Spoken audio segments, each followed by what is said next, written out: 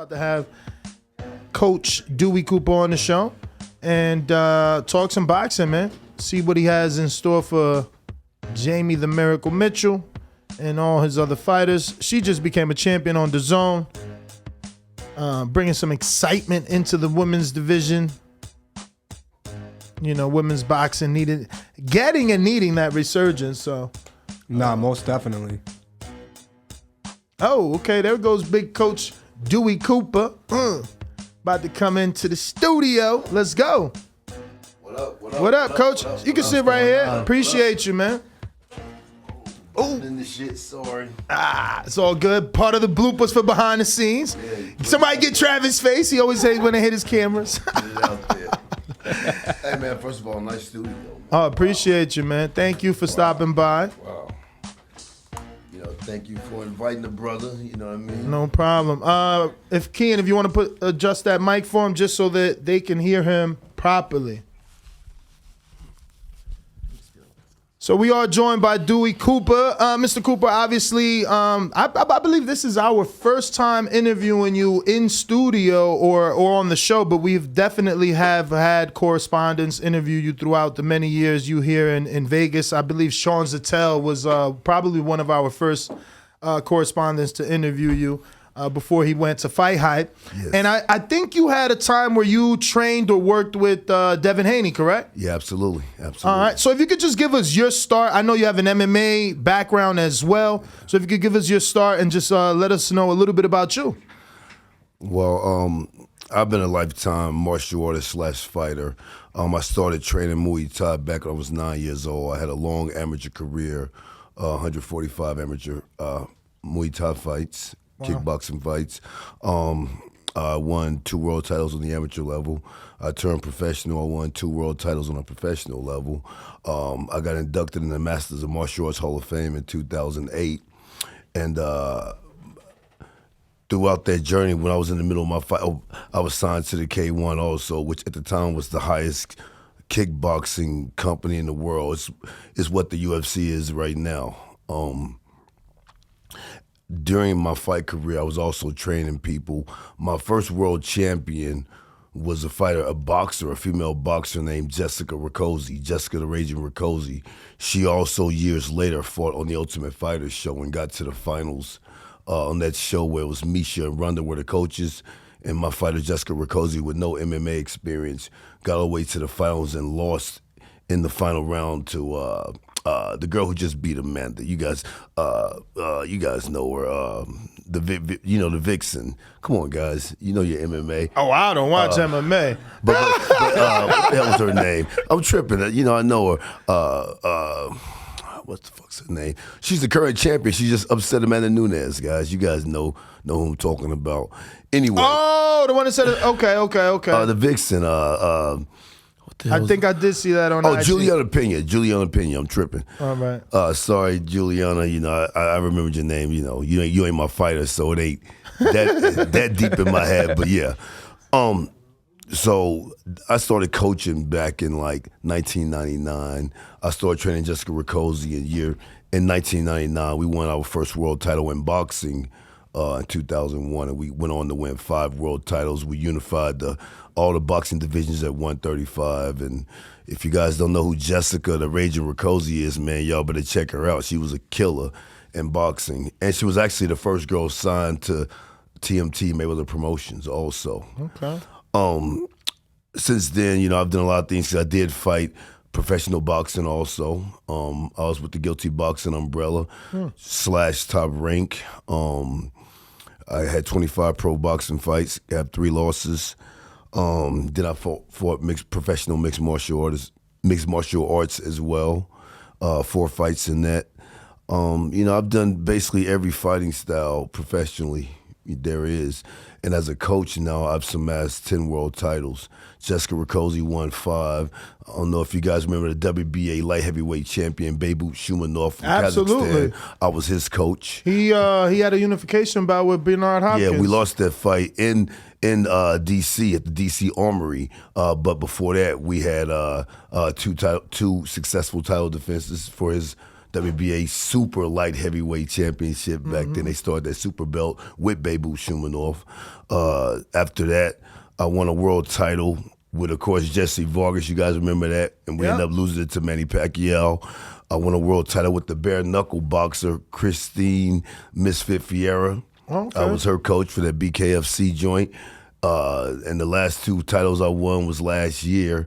And you guys know who it was. Francis Ngannou knocking out Stipe, and then Jamie the Miracle Mitchell a few months after that. We had Jamie in the winning studio. the belt. So, I've been doing this shit a long time, man. I'm 48 years old. I've been doing this shit since I was 9. Wow. You look great. You don't look 48. I fought many fights, and I got 10 world championships as a coach. Boxing. Oh, yeah, and Amir Dolla also, undefeated Amir Dolla, who's now managing Badu Jack and Caleb Planet, all these guys. He was also my fighter. We won a world title together. Sorry, Amir, put some respect to his name. Assalamu alaikum, brothers. Ramadan right now for you. I won world titles as a coach in boxing, kickboxing, bare knuckle boxing, and of course MMA, being the UFC title with Francis Ngannou. So, man, I'm kind of like a renaissance man, a philanthropist when it comes to this shit. I do all fight styles. Well, this is a great question because you're qualified to answer it, being as though that you've done kickboxing and mixed martial arts. What could you tell us about Tyrone Spong? Our boxing community is receiving him negatively. I know him personally. I lived in Florida. I watched him spar the Croatian heavyweight Filip Hrgovic. I've watched him work alongside Pedro Diaz. I'm trying to tell my audience, don't sleep on this kid. Yeah, I know Spong well. I know Spong very well. I just seen him when Kevin Lee just fought Diego Sanchez on Habib's Eagle FC like 3-4 weeks ago. Spong saw me warming Kevin Lee up, walked up in there, gave me a big hug, and we talked for a minute. I wish I would have known he was fighting Andy Ruiz when I seen him. I just heard about that fight a few days ago. Tyrone Spong is a monster, man. He's a complete monster. And I'll tell you a story a long time ago, way back when he was a light heavyweight. He was walking around. Well, he was fighting at 175 in kickboxing, doing his thing, and K1 and Glory and all of that. He came to Vegas when he first wanted to start boxing. He came to Vegas and trained with us at the top-ranked gym. He was training under Floyd Mayweather Sr. Oh, wow. In case you guys don't know, I come from the Mayweather umbrella. Jeff Mayweather was my boxing coach, and I also trained with Roger Mayweather when Jeff would go out of town, stuff like that. And I trained a little bit with Floyd, too. I know I've been around the whole family since the 90s. Anyway, Tyrone Spong with the top rank, man, and dusted damn near everybody off in the gym. Floyd Sr. was training him, and Floyd had him sparring a lot. He was sparring at least every other day, if not 2 or 3 days in a row. Wow. And at the time, literally every pro boxer in the gym, only one guy gave him good work, and these guys had way more experience than him in boxing. He literally beat up everybody at Top Rank Gym back then, and he was coming from that Dutch kickboxing style, and he was making that transition to boxing. So Tyrone been boxing way longer than his record shows. I know he's like 14 or 0 or something like that, but he been boxing a long time, and he was a boxing heavy fighter even when he was kickboxing. So who knows how long he's been boxing. When I heard about the Ruiz fight, I was like, whoa, It shocked the hell out of me, and it is an odd matchup. So if you don't know martial arts, if you're not a fan of kickboxing, you're thinking, oh, Ruiz got an easy fight. Who is this guy Tyrone Spong? But I can tell you one thing, man. Ruiz better be ready because Tyrone ain't someone to sleep on. He got power, he's aggressive, and he's very strong, and he comes in shape. The experience in a big-time boxing fight, he's only had 2 or 3 fights with good opposition or whatever in boxing. So I think you got to give Andy Ruiz a nod, the Olympic pedigree, a pure boxer this entire time. But I guarantee you one thing: it will be a competitive fight. Tyrone is no scrub. He's strong. He mean as hell. He got power, and he has a fight pleasing style. So don't sleep on this fight, guys. Tyrone's the real deal. Is his hand speed deceiving? Do you think that it's comparable to Andy Ruiz? Because I've seen him working with Pedro. We put a couple of highlights up on screen yesterday, And he's throwing combinations pretty fast. Is it comparable in your opinion? Ruiz got fast-ass hands. I know Ruiz well also. Ruiz got fast hands, man. Not many heavyweights' hand speed are comparable to Andy Ruiz, honestly. But yeah, Tyrone has good speed, but he finishes his punches. He really has bad intentions on when he throws punches, so he'll stay dangerous the entire fight. Tyrone's never been the type of guy who tries to utilize speed. He tries to crush people, and he wants to place those punches, much like the style Canelo has transcended to, placing punches heavy and hard, just breaking opponents down. Mm-hmm. So I think Spong will be trying to hit Andy hard, and the hand speed, you got to go with Andy on that. So Luis Ortiz came out yesterday, and he called Andy all types of cowards. He called him an internet coward. He's a coward for not getting in the ring with him. He said you had the opportunity to fight me, a world-renowned name, and you chose a kickboxer. Is Luis Ortiz, I guess, underestimating Tyrone Spong, or is he just frustrated? Both. You know, remember, man, I kickboxed first, then I started boxing. And when I started boxing, you know, everyone did the same shit. Oh, he's a kickboxer. And until you start sparring with world champions and holding your own in the gym. And Luis is frustrated because he's getting up there in age. I mean, the greener pastures are close. You know, in his rear, in his front view, so he knows he ain't got many big fights left. It would have been a great fight. I agree with Ortiz. I would love to see that Ortiz and Ruiz fight. I would take Ruiz in that fight, by the way, but I love to see it. But that's what happens, man. We're in the landscape, guys. Let's be real. It's not always about the best matchups or shit that makes sense. Jake Paul has showed us that. You know what I mean? It's just about popularity and what can make, a lot of money, and not just in one avenue. Ortiz and Ruiz would be good for boxing, but Tyrone Spong is worldwide known in more than one capacity than just boxing. So all the MMA people are going to tune in, all the kickboxing people are going to tune in, all of Holland and the UK are going to tune in. So Tyrone does bring something interesting to the table, and it will branch out to an audience who's not just into pugilistic boxing. So Ortiz, he knows how it is. Last thing I'll say about that, to call Ruiz a coward, you know he ain't a coward. It may not be a fight he won. He may not like the way the fight matches up or whatever, but it's not necessarily him being a coward. He fought fucking Anthony Joshua, you know what I mean, on a short notice, you know what I mean? He ain't a coward. Ruiz done fought everybody, Joseph Parker, several guys. So Luis is frustrated, and Tyrone Spong. All you people in boxing who don't know him, don't just sleep on him, man. He will come to fight. He's tough, and he has a mentality. He's gonna try to go out there and knock Ruiz out for sure. So you don't have to worry about a kickboxer being in his shell and not swinging at Ruiz hard. So Ruiz better take this guy seriously. Well, I appreciate that you gave us such a great breakdown, because again, most of our audience counted him out.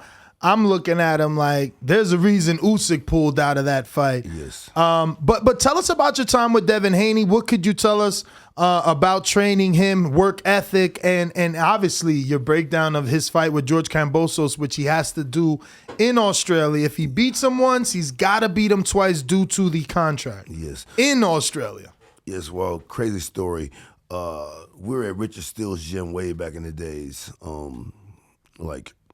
long time ago. I was still fighting all that. I was training with Jeff Mayweather there. And I used to start, and I also trained people at Richard Steele's gym. I remember Devin as a little kid coming to the gym. How little? How young was he?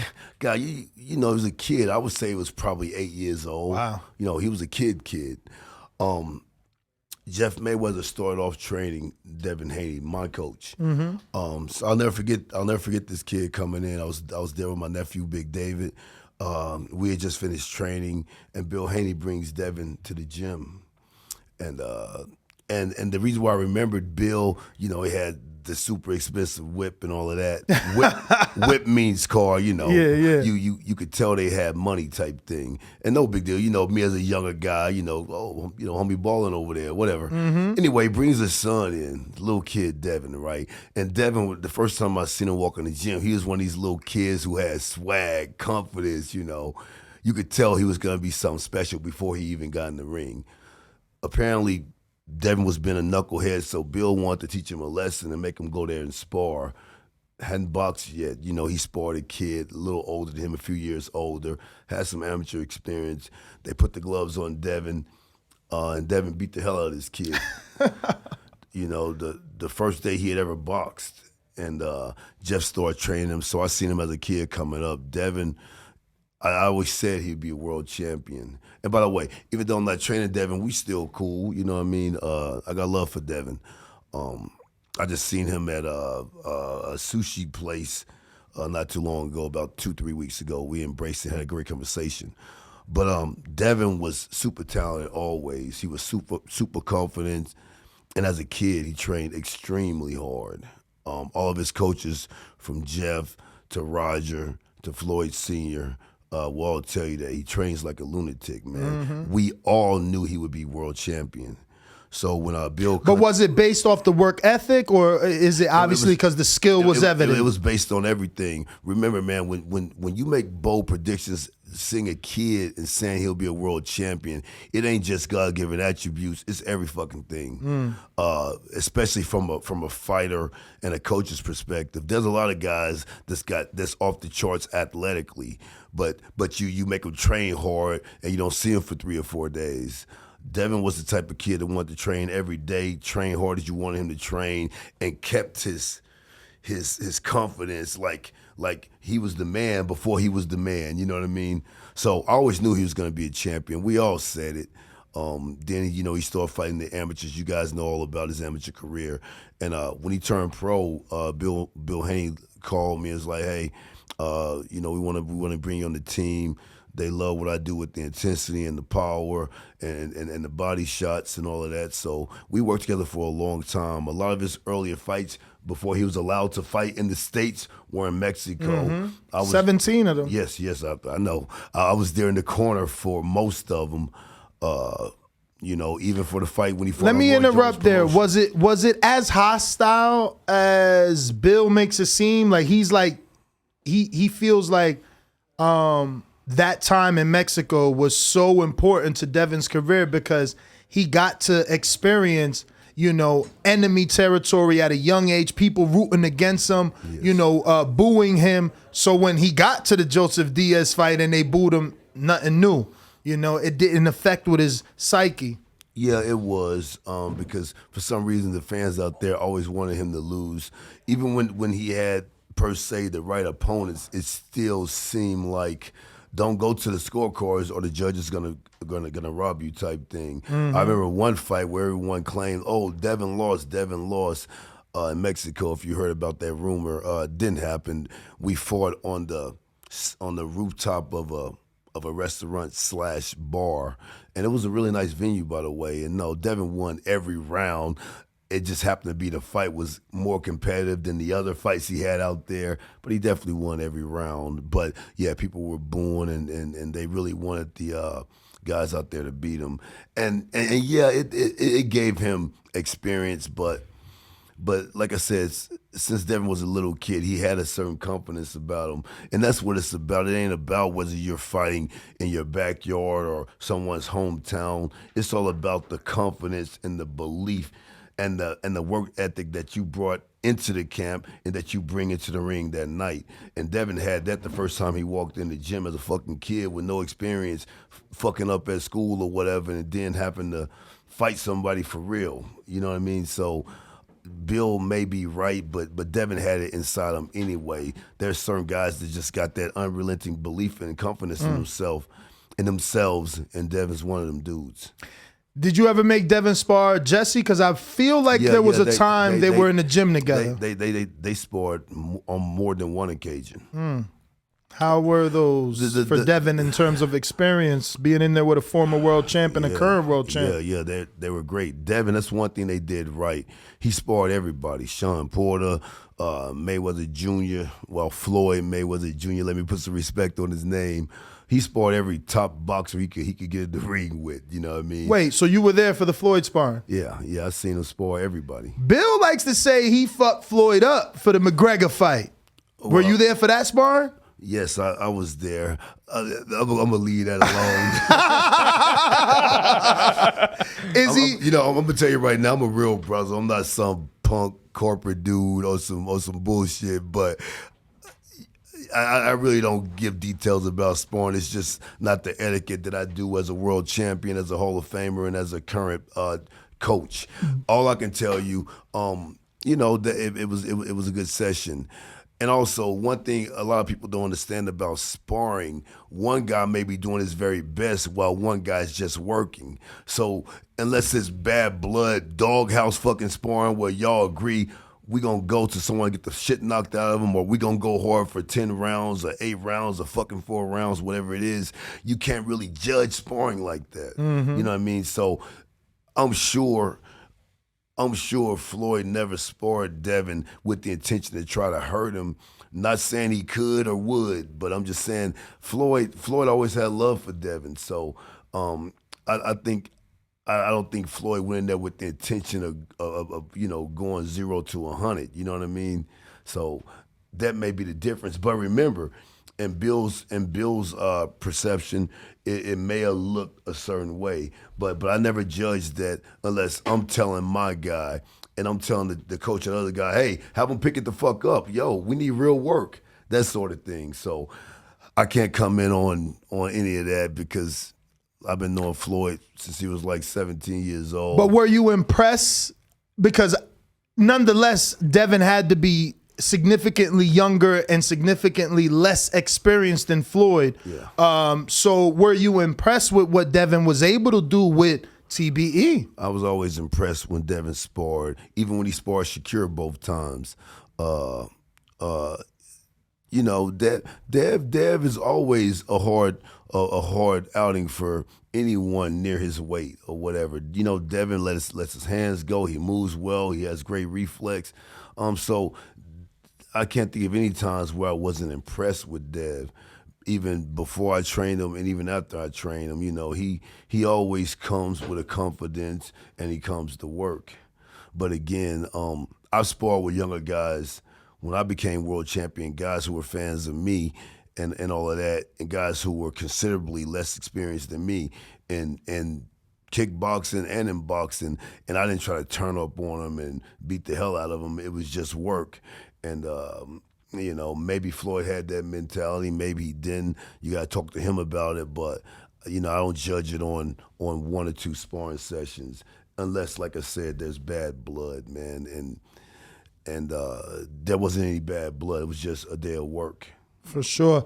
Now, obviously, you have the Miracle, Jamie Mitchell. I think there's some great fights for her in her division. I know she has contract obligations and rematches and things of that sort, but who are you hoping that she's able to get in the ring with as far as another champion before any roadblocks? Because I'm seeing Melissa Odessa Park out there. Ebony Bridges is very popular with Matchroom. Yes. Who do you prefer to see her in the ring with? Well, before I even answer that question, where's the cameras at? Where do I look Well, at? your camera is this one. All these people saying that Jamie Miracle Mitchell turned down fights with them is a flat out lie. Champions are here to defend their title, not protect their fucking titles. I get real irritated when I get on the internet and see people saying that we turned down a fight. First of all, you could call Jeff Mayweather, you can call Master One Kick Nick Blumgren. My entire career, I never turned down a fight with anyone. And I expect the same culture from the fighters that I train. I wouldn't be able to sleep at night and have the same enthusiasm training my fighter if they were running scared from some fucking body. Because when you're a goddamn world champion, that's what you are, world champion, meaning anybody in the world can get it.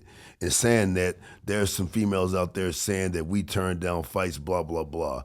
Guys, there was never any fight offers that we've turned down. Every fight offer we ever got, we fucking took it.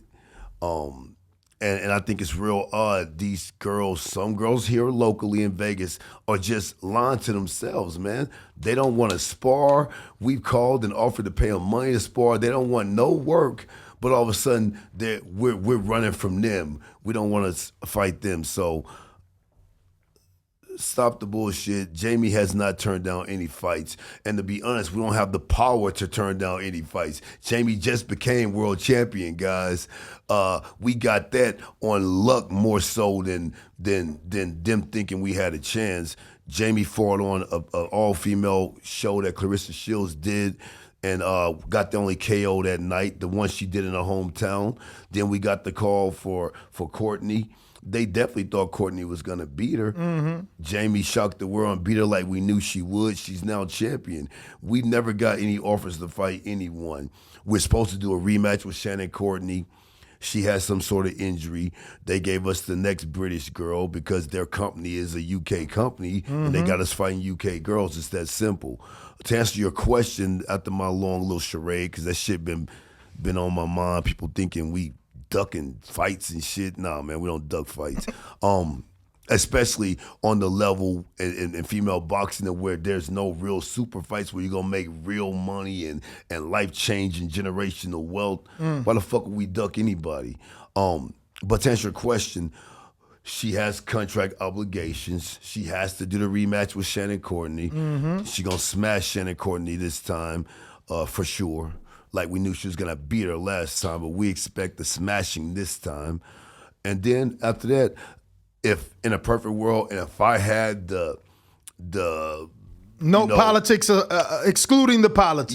Yeah, if I had the power to say what she should do, I would definitely say fight Ebony Bridges because Ebony is popular. She just won a championship, and we love to get a unification match going.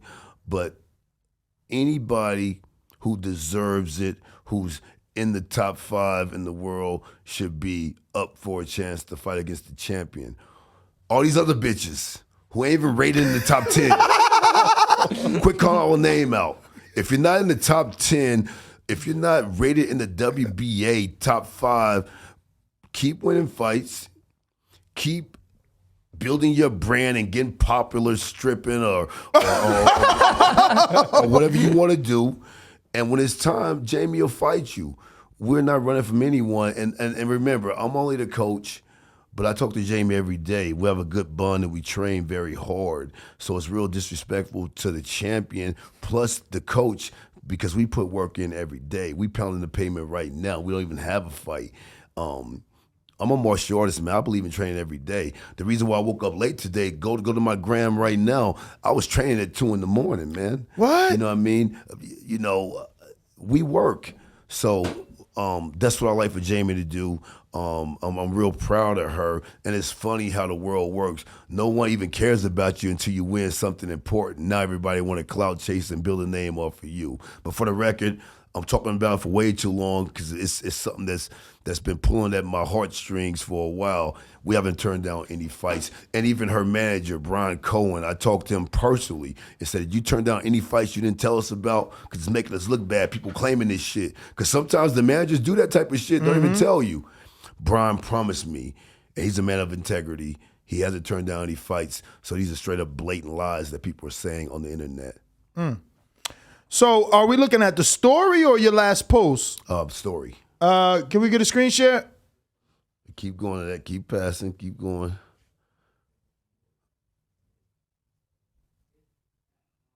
That's yesterday training. See, we're in the lab right there. That's Jamie. We're in the lab, man. We train every day. We ain't these fighters that when you don't have no fight, not at the gym. We're at the gym every day, 6 days a week, chopping wood.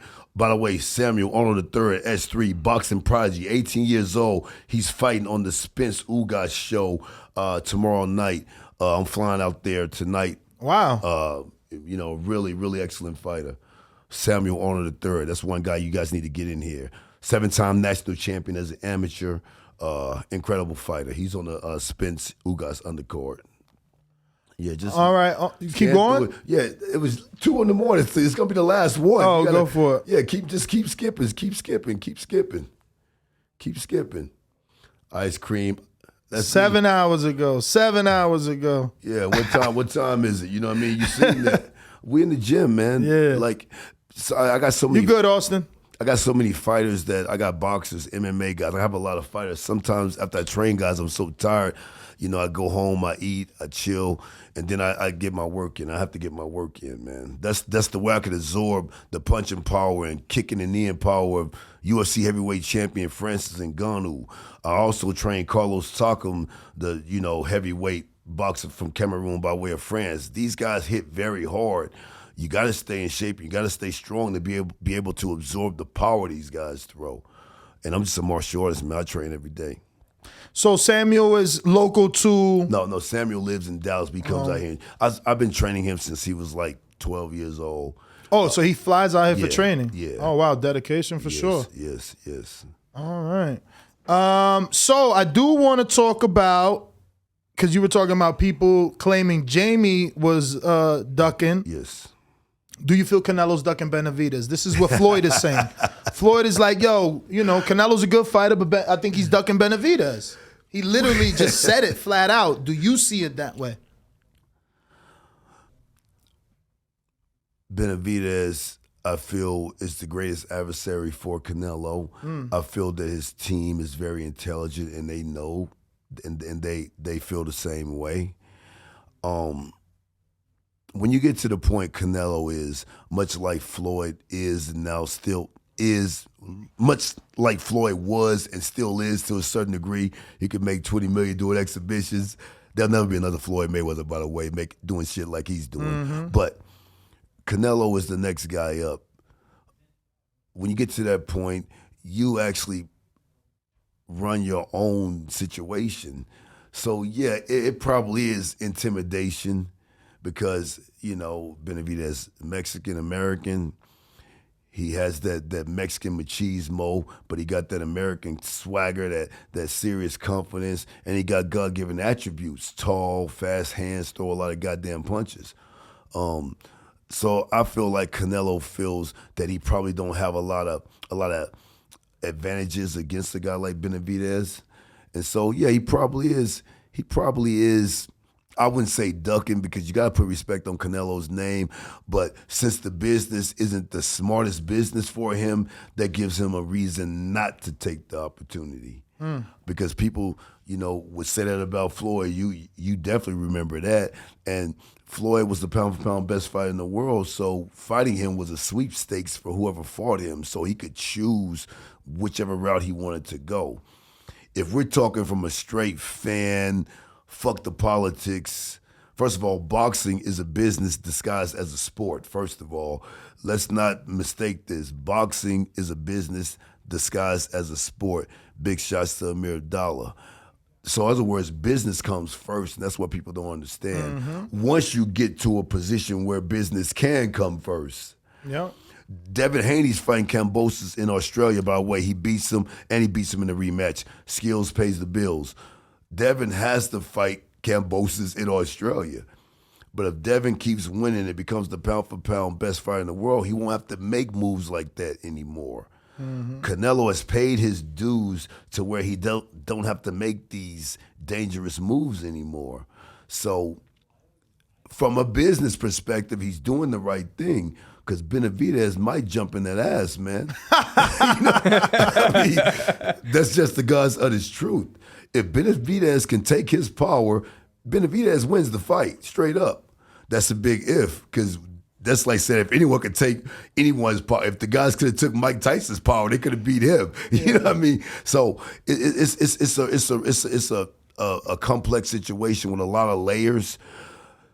If you're looking from a fan perspective, Floyd is 100% right.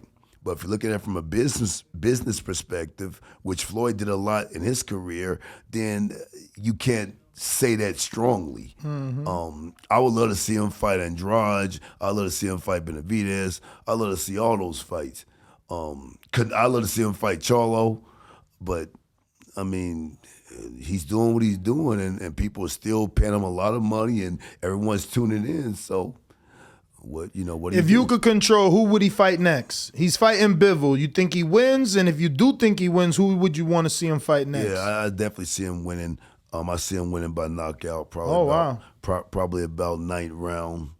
Them body shots and the way he places them punches, man. Woof. I see it about 9-rounder. Competitive fight, fun fight, but I see him stopping him. I would definitely love to see him fight Benavidez, but more than that, I'd love to see him fight Charlo. I'd love to see it. So Jamel, the younger one, or no, Jamal. Jamal. I'd love to see him fight Jamal. That's the fight I'd love to see, just because of the talk, the hostility that it would bring, and let's be honest, man. Anytime you get a hip hoppy, cocky black fighter fighting against Viva la Mexico, it always brings a spectacle. It always brings the black people there cheering for Charlo, and it always brings the red, green, and white cheering for Canelo. So that would be a fun fight. And after that, whoever wins should definitely give Benavidez a chance to unify, because Benavidez definitely deserves to fight a fight that throws him to boxing superstardom as well. I'm a big fan of Benavidez. I like what he does. So, I think that should be the route. It won't be the route because, like I said, Canelo, he does what he wants to do, and he's earned that right. Viva Mexico, cabrones! So, Mr. Cooper, you obviously trained Francis Ngannou. There's been a lot of talk about him fighting Tyson Fury, possibly. Do you think it's realistic? And what sort of shot? Because, I mean, look, McGregor was obviously, globally known as the face of MMA, and he did poor in my eyes against Mayweather. For MMA guys, I think he did well because Mayweather let him go that long, but I think he was just setting him up for the knockout. How well does an Ngannou do with the Fury? And should you get him a few fights before, or is it like McGregor, 1-0? If you can't beat him, you can't beat him. Well, the Conor McGregor-Mayweather fight was the perfect fight to make matches like Francis and Tyson Fury possible. So that fight had to happen. And yeah, Floyd toyed with him. We knew that. Floyd beat him up and took his over-exaggerated punching power they were claiming Conor had. We expected that. The difference is with Francis Ngannou, first of all, these are heavyweights. These are guys who bring great attributes. Tyson Fury brings his boxing confidence, slick, at times careless boxing to the table. Francis brings some good attributes too. He brings power. He brings power in both hands. And this is a man who, if you know Francis Ngannou's story, you want to see him fight whoever he fights, because, man, he was digging dirt his whole life. He decided, man, I wanna do something. I wanna be like Mike Tyson. And he left on foot from Cameroon, went all through Africa like a goddamn movie, like trying to get to his destiny. He lands in Paris, France, wanting to box, goes through all these crazy things. Next thing you know, he's in the UFC knocking everybody out. Next thing you know, he's hitting machines harder than anybody in the world. Next thing you know, he goes through adversity, and now he's UFC heavyweight champion. If Conor deserved the right to fight boxing's best, a heavyweight like Francis Ngannou definitely does. I'm very confident that it will happen. Nothing is no offers are on the table and all of that. But Francis wants to. And like we talked about Canelo a minute ago, being able to make the decisions for his career that he wants at this point, Francis deserves the same thing. Because unlike Conor was still under contract with the UFC. So UFC basically had to say yay or nay on what Conor was doing. Francis fought his fights out. he completed his last fight in his title defense against a real gun. So now Francis can actually make what moves that he wants to make with the UFC or separately of the UFC. So that's the dynamic that people aren't understanding, man. Francis had chances to extend his contract, and he didn't. He bet on himself. Crazy thing, man. He bet on himself and ended up winning. How old is he? Francis is 34. Do you think it's better for him to wait for a Fury shot or a big name fight like that, or do you think you can develop him and start getting them fights until those big fights come? Is it not worth it to go that route? See, I could tell he don't understand MMA, because when you're a UFC goddamn champion, that's a big deal. Not to boxing people, but to the world, that's a big deal. The sport of mixed martial arts has gained tremendously internationally. I love boxing too, but MMA is bigger than what you guys think, man. The shit is huge. Francis is very popular. And being the UFC champion is like being the Super Bowl winning champ of MMA, especially being the heavyweight UFC champion.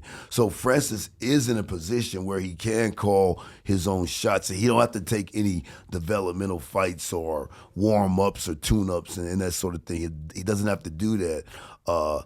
Like I said, Conor did it with Floyd. So Francis definitely, I think it would be disadvantageous for him to do warm-ups and all of that. The Tyson Fury fight, they both want it. It has to happen. Details aren't out. We don't know how it's going to happen, but that fight has to happen. And much like this Tyrone Spong versus Andy Ruiz fight, you boxing public better take this fight seriously, because when Francis gets in the ring and throws just hands, it's going to be different than MMA. You ain't got to worry about getting tired from wrestling and getting kicked in the kneecaps and all of that shit. We'll be able to focus on just straight boxing, something he always wanted to do anyway. So he's going to be ready to go. And, man, that good old-fashioned power. We seen Otto Wallen should have had the fight stopped against Tyson Fury. We seen Tyson split up, still fighting, but that fight should have been stopped. Otto Wallen should have beat Tyson Fury that night here in Vegas. And the only reason why they didn't stop that fight is because it was Tyson Fury. So we seen Tyson Fury not have great nights. And, how is see. Francis Ngannou different from a Deontay Wilder who's focused his whole adult life on boxing and couldn't get the job done? Size. Tyson won't be able to lean on him and just burn him out from there. We're good with that type of grappling-ish, old-school boxing. So I feel like Deontay Wilder just was too little, man. And when he gained weight for the third fight, he was too big. His body wasn't used to that weight, so he got tired anyway. Every time Deontay threw a technically good punch, Tyson Fury went down. Deontay Wilder only threw 3 or 4 technically sound punches. The rest were just swinging, flailing type punches. When he did, Fury went down. And what I can tell you is that Francis Ngannou definitely has power comparable to Deontay Wilder's, but Francis Ngannou is 270-something pounds. Oh, wow. Remember, Francis walks around at about 285.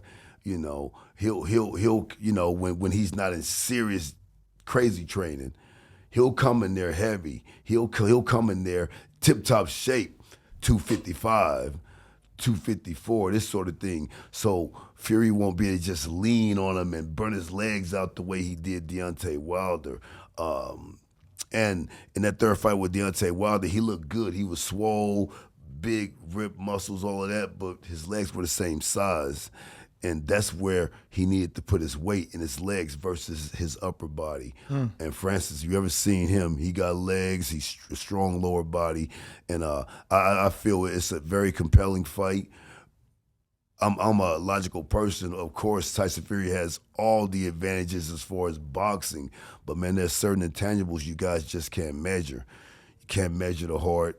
And you boxing, and I'm a boxing guy too, but I'm just talking to the pure boxer. Yeah, that's me. You know, you boxing guys don't understand the punching power Francis has, and it's getting better and better and better.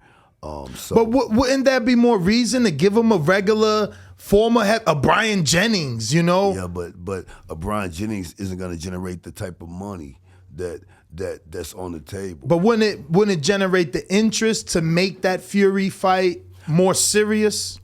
Man, Jake Paul is selling damn near 1 million pay-per-views.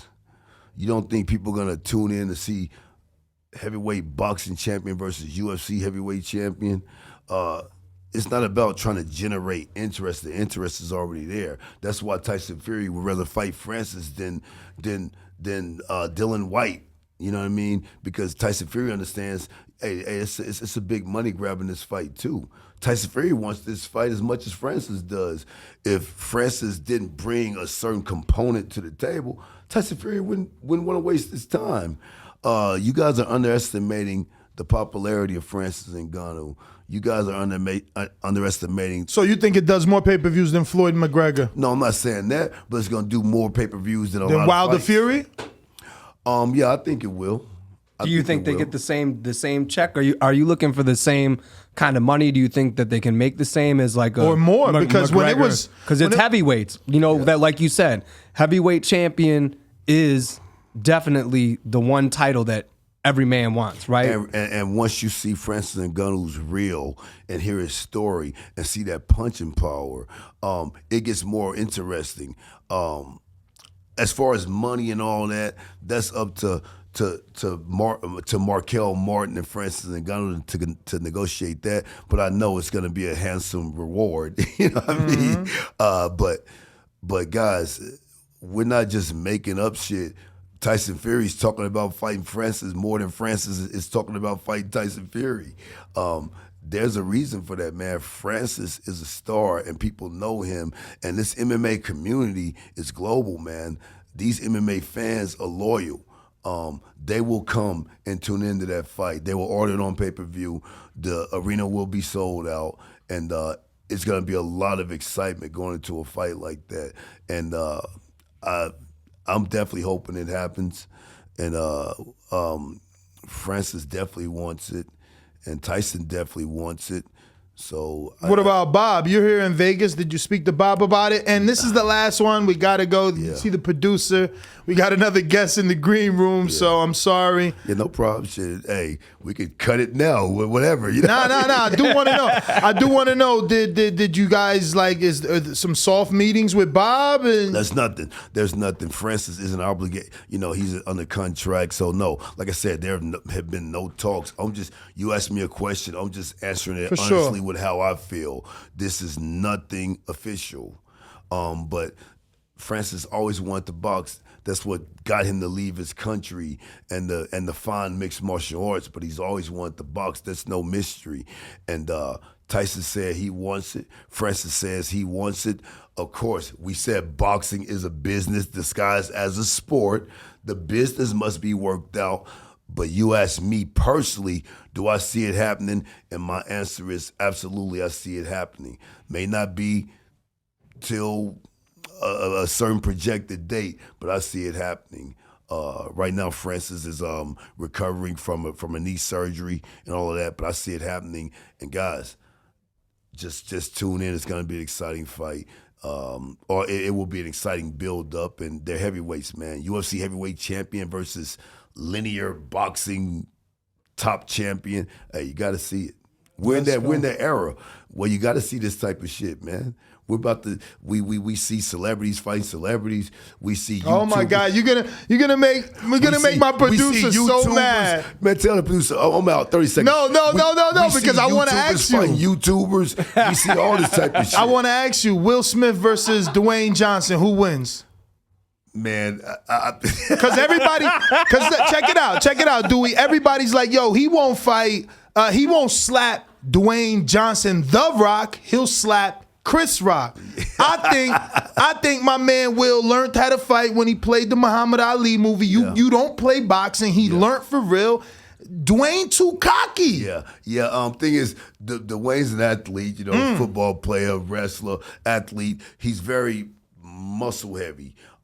So I'm not sure how that's gonna equate into a fight. He might get tired. He might start throwing wild punches. Exactly. I'm not sure how tough Will is because I'm sure The Rock has some kind of strength. Yes. You know, so I feel weird saying Will Smith beat The Rock. But Will is from Philly. You know about that Philly shell. God damn, I'm not gonna say nothing, but I agree with you. If you had to go boxing experience, boxing ability, you'd have to go with Will Smith. But I'm just not gonna say Will Smith beats The Rock. I'm rocking with The Rock. I'm rocking with The Rock. Just dirty boxing and pushing them all against the ropes. Bolo punch. It's hard to say, right? Because The Rock could just walk him down and just bink, bink. Yeah. I mean, you don't even know if Will can take a punch. Like You ain't said. lying. You ain't lying. But I do agree with them. He definitely wouldn't slap The Rock because it wouldn't be a boxing fight. It would be a fight. And when it's a street fight, shit get real different. Strength, size, aggression. All that shit matters. A guy can grab you and slam you in your fucking head like a kettlebell. And I'm sure The Rock could definitely pick up Will and slam him real good. He'll rock him like a rag And The Rock doll. does do some mixed martial arts training, so I'm sure he can wrestle a little bit too. So yeah, man, that Will Smith, Chris Rock shit was crazy, man. All I can say, big shots to Chris Rock. He's much more mature than me because there's no man gonna walk up on me, let alone swing on me. When he walked up, I would have went to him and knocked his head off. And he knew what was happening because he was like, and put his. But anyway, listen, we gotta go. No doubt, no Give out doubt. your social media, please, Dewey. Hey guys, I'm on Instagram. I'm on Instagram. I love a follow. Show me some love. And by the way, I got interesting fucking videos on my shit. So, check me out. It's DC Black Cobra.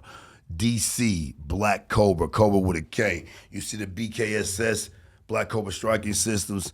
Thank you guys for having me. Thank you for coming on. Thank you for coming on. Holla at me. And by the way, if you have questions and shit like that, hit me up. A lot of people hit up my Instagram, showing me videos of their kids. Hey, what can I do to help my kid become a better boxer? I will give you that, my opinion on what you can do to help your kids. I'm all about the kids too. Thank you guys for having me. DC Black Cobra, holla at me. All right. We're going to take a quick intermission, take this pic. The video, feel free to hit the like, subscribe, and share. As always, if you want to support us to the next level, head over to the patreon.com/ThaBoxingVoice. We have tons of exclusive from Border Wars, Untitled, betting shows, the list goes on and on and on. But in addition to that, if you guys have questions for fighters, trainers, and promoters, this is where you can submit them. We will run out, get these questions answered, and put it back on the show just for you guys. Appreciate it. Peace.